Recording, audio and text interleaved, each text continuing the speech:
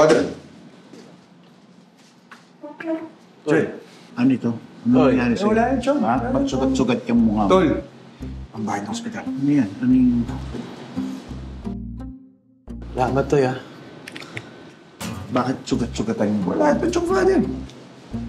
Wala ito. Nakakalimot ko lang siguro. Toy, bad news na, alam mo yun, good news na din eh. Ano ibig mong sabihin? Si Don Pedro, sinagot niya na yung ospital ni Papa. Talaga? Oo. Mabuti. Pero tago mo na yan. Baka kailangan niya. Saan galing ang pera niya? Saan niya nanggaling?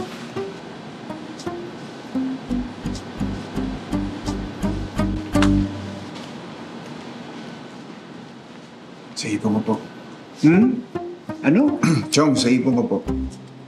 Sa ipon na. Talaga lang, ha? Jet! Diba, Jet? Ha? Diba? Opo, ipon niya po. Daming ipon po yan eh. Sige. Ipon? Ako'y mauna na. Kakamustahin ko pa yung mga ibang mga biktima. Ingat, Chong. Father. Yung mukha mo. Ingat po, Father.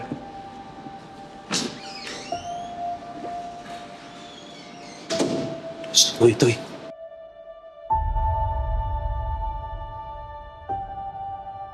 Alam mo, Toy, maraming salamat, ha. Pero alam mo, hindi mo ako maloloko. Alam ko naman, hindi piggyback yung binasag mo, kundi yung pagbumukha mo, eh. Walang bilat-bilat yung mga kalaban ko, Tol. Siyempre, baka kaibigan ko yan. Totoy. Tato. Loko ko talaga.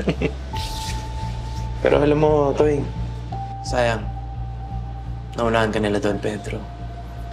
Pero alam mo, minsan napapaisip talaga ako sa mga sinasabi ng mga tatay natin tungkol sa mga beres, eh. Masyado kasing 2G, 2B2 yung mga pamilya talaga nila, eh. 2G to, ah.